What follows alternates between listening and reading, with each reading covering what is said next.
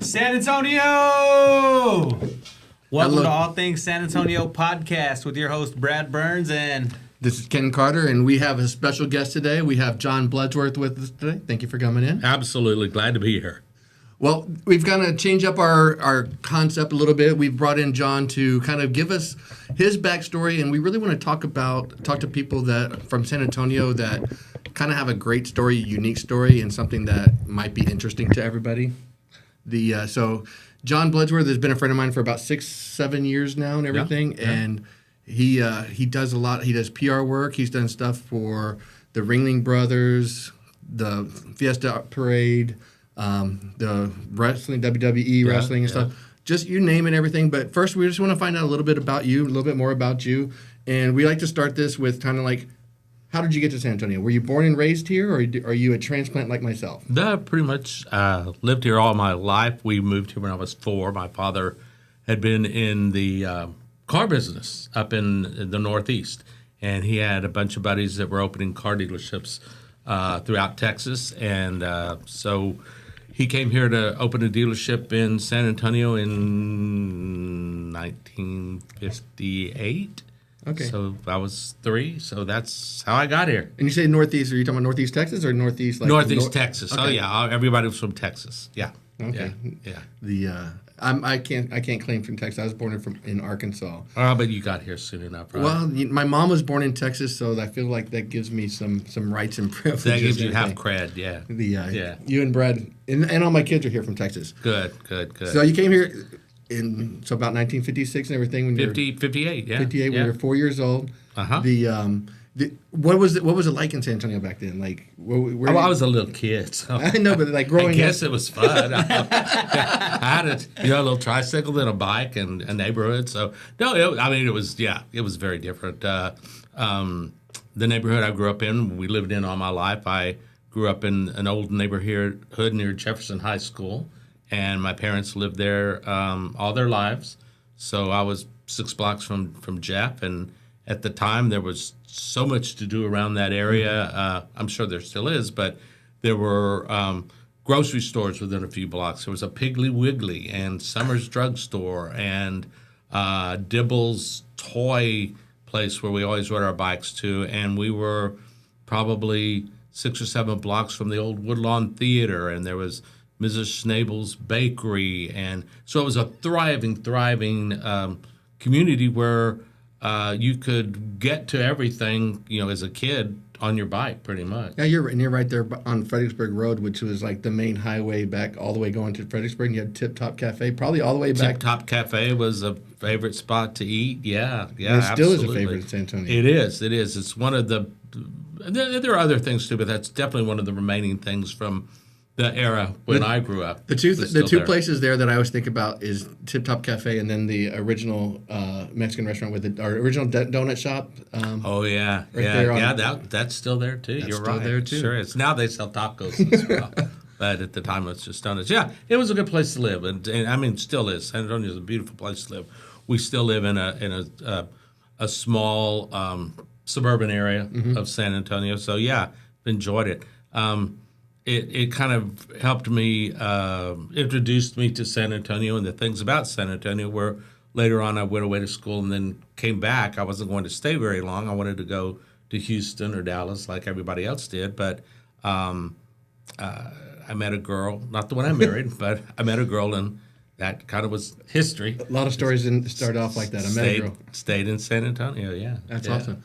So let's fast forward. So you do PR work and everything, and one of the I think kind of the cool things that you have been associated with the Ringling Brothers, which we don't see them much more anymore coming through town. They longer do. I believe that Ringling still exists, but not in the form where it was Ringling Brothers Barnum and Bailey Circus. I believe now, and correct me because I haven't worked for them in many, many years, but their show, I believe now, is more like a Circus Soleil. Yeah.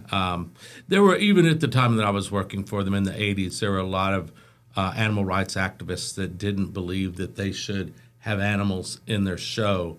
And I can't argue with that one way or another, but when I was with them, I've got to say that the animals that were with the show were treated incredibly well. As a matter of fact, they were, well, Gunther Gable Williams, who had the tigers and the elephants, he had 20 elephants, and there was one in particular named Susie who would follow him around like a puppy. I mean, they were extremely, extremely well treated and were part of the family.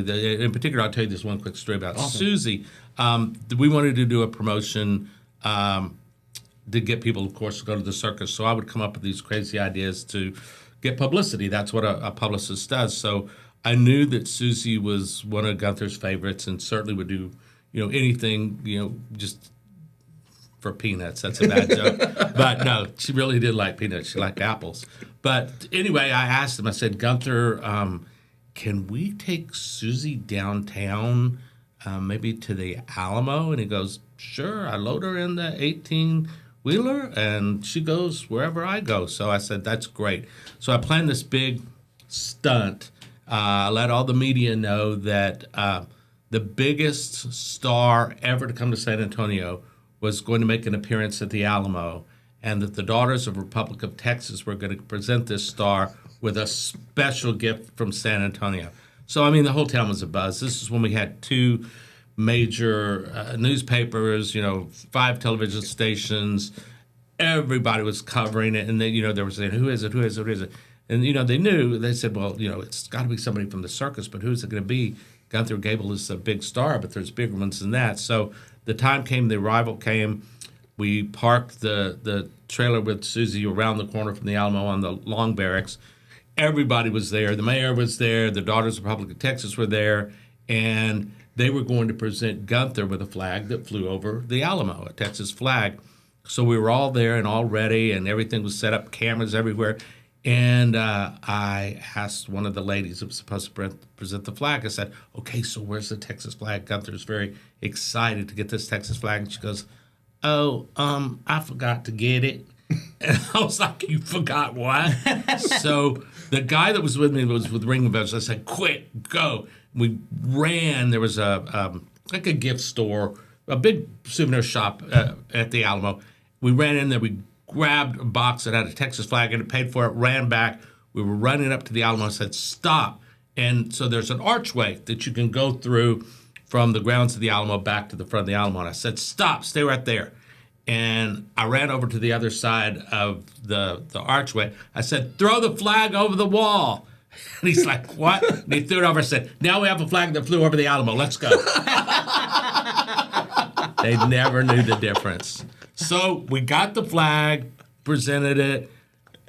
Susie came around. I mean, people were just aghast. And even better, I'd had a group of women that were pretty good seamstresses make a giant, it was 10 feet tall coonskin cap out of fake fur. And Susie bowed down to the ground, and the ladies put the hat on Susie with the big long tail hanging down, and Susie went up on her hind legs. That was the shot that made... That's the money shot. Oh, it was all over the United States. It was, I think, even Life magazine carried that shot of Susie in front of the Alamo. So that's the kind of crazy stuff we did. And, that's hilarious. We did that with everybody. World Wrestling Federation, I did for a while.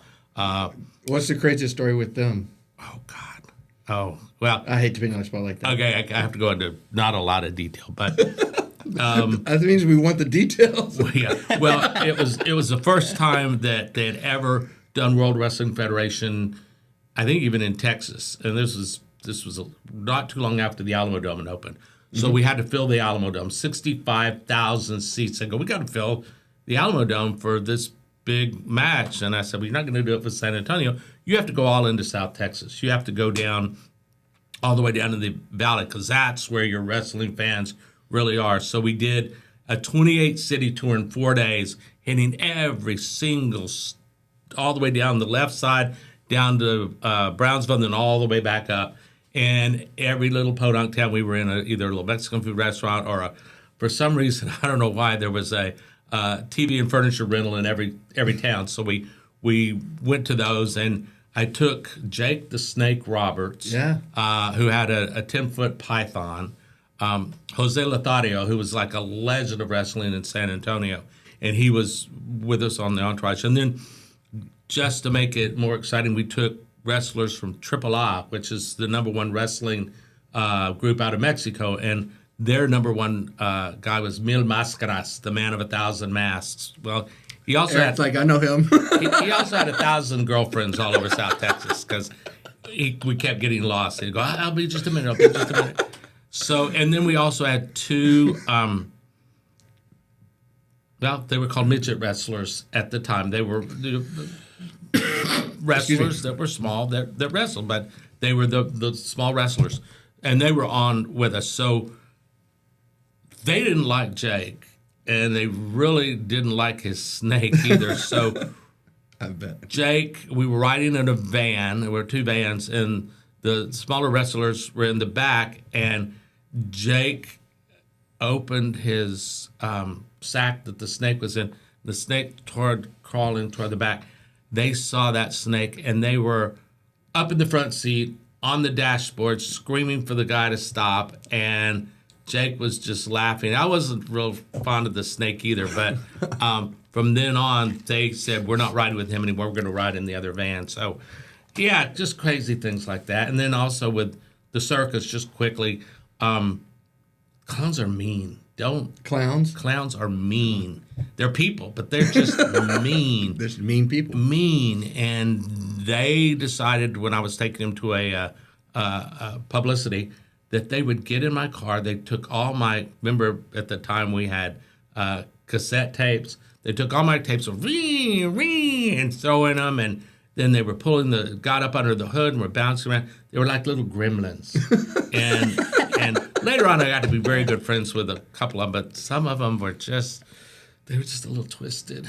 That's right. And yeah, so, great experiences, lots of good clients. Stock show and rodeo was wonderful. Never, other than when the bull got loose and gored 3 people on the grounds back in 1985, which just happened at another rodeo. Recently, yeah, I saw that. I was like, we've been there and done that. Yeah, we did that back in 85. Again, fortunately on that one, the board of the Stock Show and Rodeo were very receptive to know we had a problem. So media was all over us. It happened at night, and it was an accident. The bull got loose, and all it was trying to do was find its way back to the pen where all the other bulls were. But in the process, he ran through the carnival and knocked a couple of people down, which is more than what the people could do when they were throwing the balls at things. They couldn't knock anything down. But they got back there and got the bull back. So the next day we had a press conference. And I said, we will meet at 9 o'clock. The president of the Stock Show and Rodeo will be here. The chairman of the board will be here, and we'll answer any questions you have. So we answered all their questions. And there was one pretty cocky reporter that back in the day went on to be a reporter and then went out of town. But he was like, well, I'm going to go interview people out on the grounds, and I'm going to find out what they really think about this. I said, please go and talk to anybody you want. This was about 9 or 9:30 in the morning. So he went out and he were interviewing people coming onto the grounds. He interviewed people who were setting up their booths. He interviewed kids who were on the grounds. And he came back and said, they just said, it's a rodeo. That's just what happens. And I asked them, are you going to not bring your kids anymore? They said, hell no, we're here now. We're coming tonight. We're coming to the show.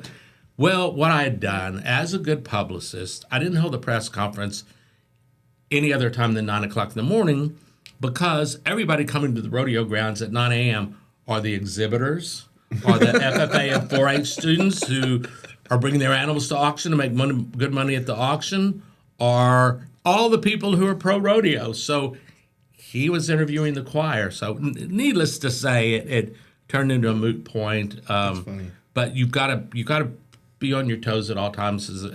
As a I don't say I'm a good publicist, but you've got to be creative and you've got to know what the client needs and address the client sometimes in a way that they don't like what you're saying, but at least I've been honest with them over the years, and it's turned out to be pretty well. I do. This will be my 14th year now to handle the Battle of Flowers Association with the parade and the band festival and their art contest. They also do an oratorical contest for college students coming to San Antonio every year. So that's been good. And then one other client I have, I'm kind of, as you can see, I'm not as young as I used to be, but I still have 3 clients that I work with. And the other one is Amy's Fiesta and Party Store. they're celebrating their 75th anniversary, and their whole thing. This is like, you gotta love this. Their whole theme is we put smiles on people's faces, and they're a party store, and how can you go wrong with that? Yeah. Yeah. Party stores are kind of iconic for San Antonio. Absolutely. Amel's Jeffrey Weiss, his grandfather, and then an uncle. They started out kind of in the carnival business. They had the wheels that you spin and all the things for carnivals, and then went into bingo. So yeah, and they've been around for 75 years. It's still going strong. It's funny to see like that business has changed so much. Now you have like the games like on the 18-wheelers. Yeah. Now they just bring in like, okay, we're going to stream. You're going to go be able to live stream and all this other stuff. And it's like, it's still just bringing parties and smiles. That is still making people smile one way or another. So with the Battle of Flowers parade, Uh-huh. I always try to be on the cutting edge of things. Right. Any exciting stuff you can share with us about the next one coming up? I know it's a little ways away. But Oh no! Yeah, but you're already planning it. Yeah. Oh, Yeah. They started playing. Well, it's made up of 400 women, and I'd say 200 of those or 250 are active. So when one parade's going on, there's already another whole group of women planning that The next one. year's parade and the next year's activities. I can't say without hopefully giving too much away that every year there's a theme, and somehow this theme is going to do a lot with music, and that's all I can say. Or I'm just going to guess they're jumping on the Taylor Swift Eras tour. yeah, that's our next Grand Marshal. That's the next Grand Marshal. Yeah, I can't wait to right. see her Yeah. shoes. Yeah. Hey, well, they said the Chiefs are coming to San Antonio. Hey. So it kind of makes sense, huh? No, but it is going to be something musically inclined. Like this last year, it was Viva Amor 2024. It was All You Need Is Love. And our Grand Marshal was Eric Cooper. And the Battle of Flowers, not only do they do the parades and things, but they're philanthropic. They give back to the community. So what their goal was last year, their goal was to raise 1.33 million pounds of food for the food bank in honor of Eric Cooper as the Grand Marshal. They ended up raising twice that amount, almost 3 million pounds of food to help the food bank work into the summer when kids are out of school. So you'll definitely see some of that, again, with the parade this year, that continued philanthropy and giving back to community. Nice. Have they picked a charity to go towards this year? They have not yet, although they work with a number of different organizations all throughout the year. But it's the vice president of parade who will now pick the theme, pick everything that goes with this year's parade. Nice. And Yeah. do they kind of try to tailor that along with the Grand Marshal in that regard, or is that just kind of coincidence this time? This was something new that they did for the first time this year. Their goal has always been to back 133 years ago, the parade started literally as a Battle of Flowers with carriages going back and forth in front of the outer one. They were belting people with flowers. And the interesting thing, there weren't enough flowers in San Antonio for that first battle, so they got their friends, their relatives, anybody that lived like out of town, like they'd send a message to New Braunfels or to Lacoste or whatever. Pick all the flowers in your garden and meet us in front of the Alamo. We're having a parade. They don't do that anymore. They have a group of women who almost for 100 years have been making the paper flowers. They make over 15,000 flowers every year for the floats. But they've always been about honoring the heroes of the Alamo and those who fought for Texas independence. And they continue that to this day with also doing a lot of things for students from middle school all the way to college that help them in continuing to learn the history of Texas. So they're really about keeping Texas history alive in all its forms and fashions. And it changes. It's changed tremendously. The history is still the history, but there's so many new things about that we've rediscovered, and they want to continue to bring that history of San Antonio and Texas to the citizens. I think that's cool because, like, in a lot of things, in a lot of organizations, we're finding out like what we were taught as history was a very narrow slice of it. Yeah, and we've got to recognize we that. got to recognize that and get a little bit more truth and a little bit more honesty on all sides of it, so that we can literally start growing from it. Right, and the important thing, it is called history for a reason, because it is something that happened in the past, and you've got to realize that as we learn more, that history evolves. But at the same time, I think it's important to remember that those things that might have been, not might have been, were definitely wrong in the past, were just absolutely wrong that's in history. Those of us who are here today, we acknowledge that, but we try to make a better history for the future, and realize that those things that have occurred will never happen again, and especially on our watch, we want to make people aware that the history of today is not the history of yesterday, but we cannot forget it. Absolutely. And I learned something in history. Let's end on something with a little bit of a kind of a light note.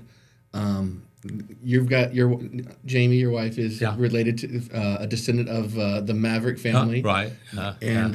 You married well. You married well, in a lot of ways. Oh, absolutely, in a lot of ways, no doubt about it. I'll drink to that. I will too. Iced tea, La Croix. But you were telling me the history of the word Maverick. Yeah. I mean, it's interesting. Quick story out here, the history, but there's a long history to it. So years and years ago, when we were out in L.A., our daughter was maybe 8, and we kept going past this building. There's that Maverick across the top, and she goes, "That's us." And I was like, "Yeah, but I don't think your relatives are up there." So one day we just stopped. We pulled the car over, and we went up to the building, and it was like security and stuff. But here's these two guys with, me and Jamie and this little bitty girl, and these people were walking in front of us. So we just were walking in. We didn't know what it was. We walked in, and we got in. I guess they thought we were that other group. We didn't know. We got in the elevator and went up and up and up and up, and it opened up on the floor near the top, and we got out, and these people looked at us and went that way, and then there were some people there that said, "Can we help you?" And I said, "Well, yeah. We were just curious. We saw the name Maverick on the building, and we're Mavericks." And they looked at us like we were freaking aliens. They were like, and they were going, security. And I said, "Yes, this is my family's, my daughter and my wife are members of the Maverick family that that's where the name came from." And she goes, "I'm so sorry. You kind of need to step over here and we'll escort you down." And I said, "Well, what is this building? What is it, Maverick?" And she goes, "This is Madonna's recording company."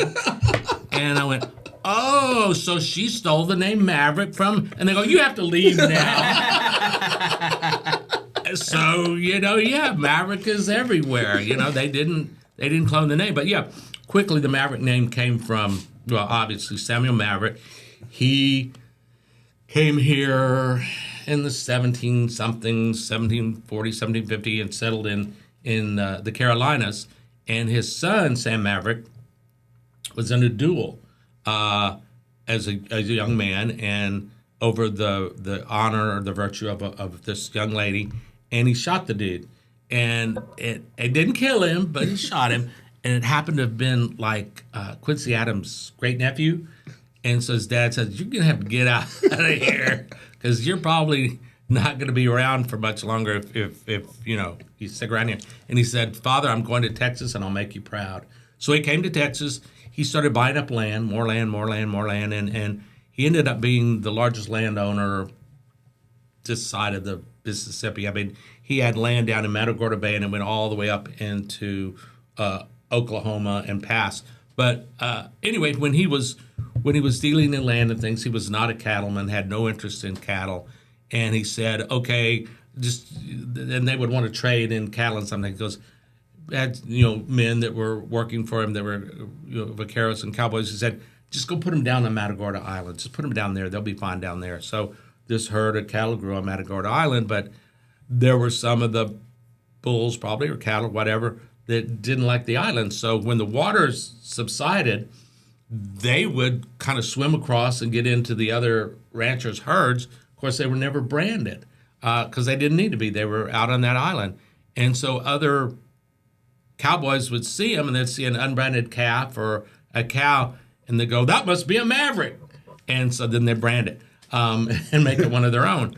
And so it got to be that any wild, untamed steer, bull, whatever, that ventured out was a Maverick. And that got to be the name in the Southwest for a person who was little more independent, and that's how the name Maverick got to be. Little Texas nugget. And Yeah. now you got Madonna stealing it. And Madonna put it on her records and wouldn't even let the Mavericks come have a Coca-Cola or anything.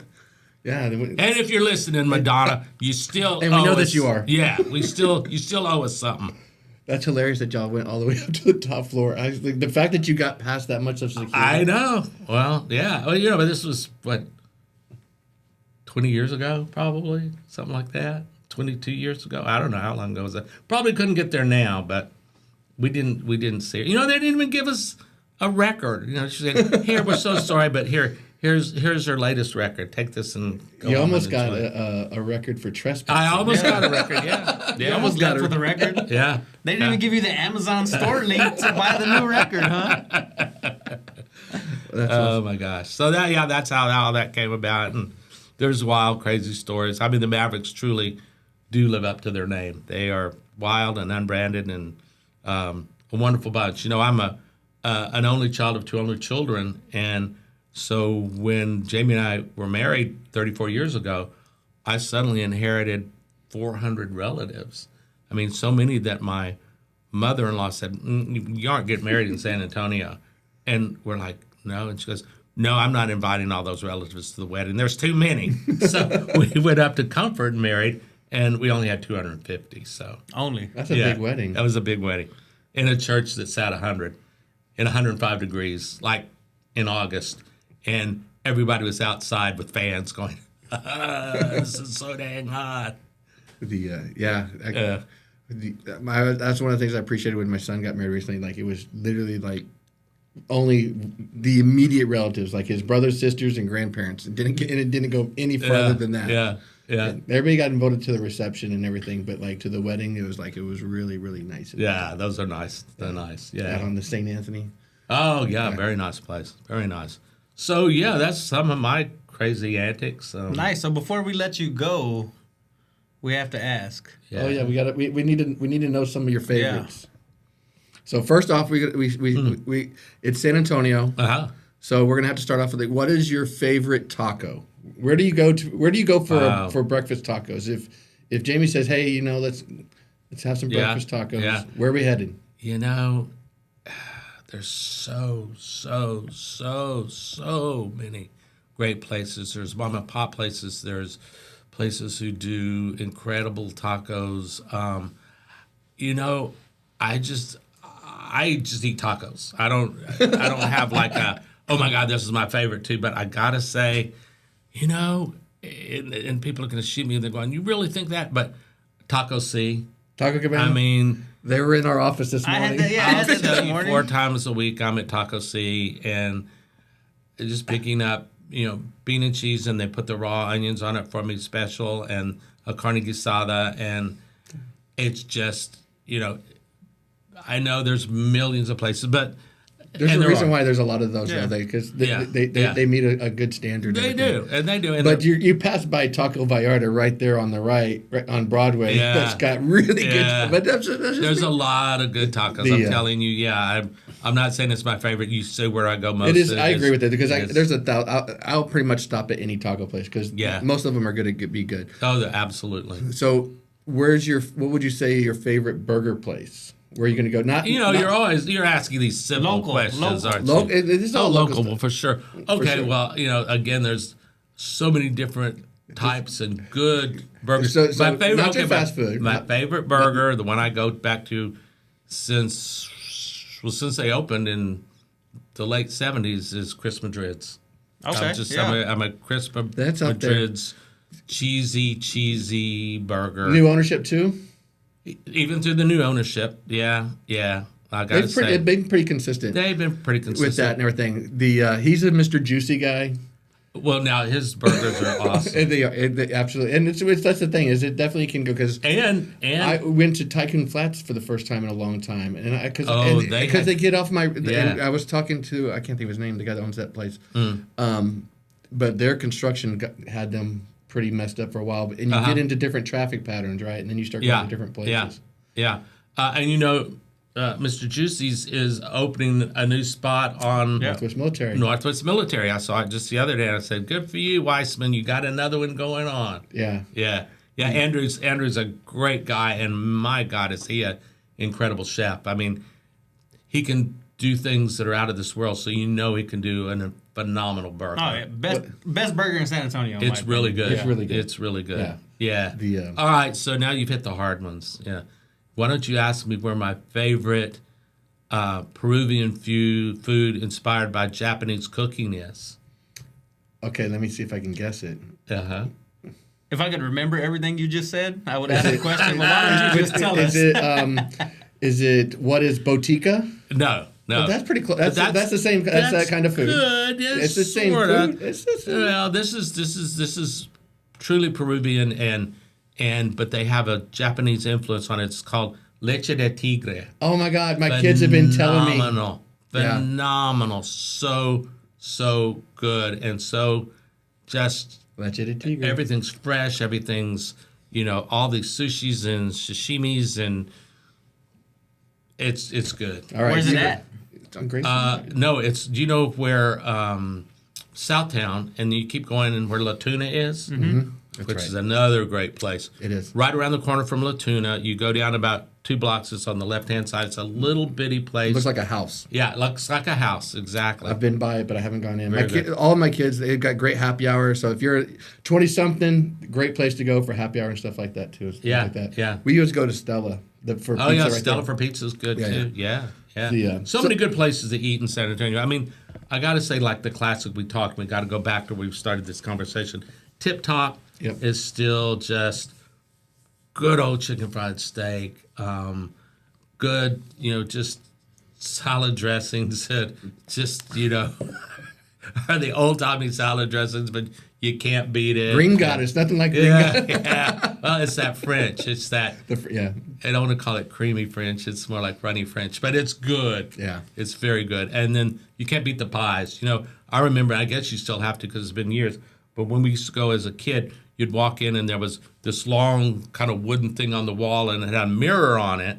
And so you could see all the pies sitting on the shelf. So the mirror would reflect all the pies were down. And you'd walk in and you'd go up, to the waitress at the counter and go, I want the coconut cream now. Because if you waited until after he was gone, they were all gone. So everybody knew the trick was get your pie first, have them put it on the table, and your mom would always slap your hand and say, quit eating that coconut pie till you've had your fried chicken.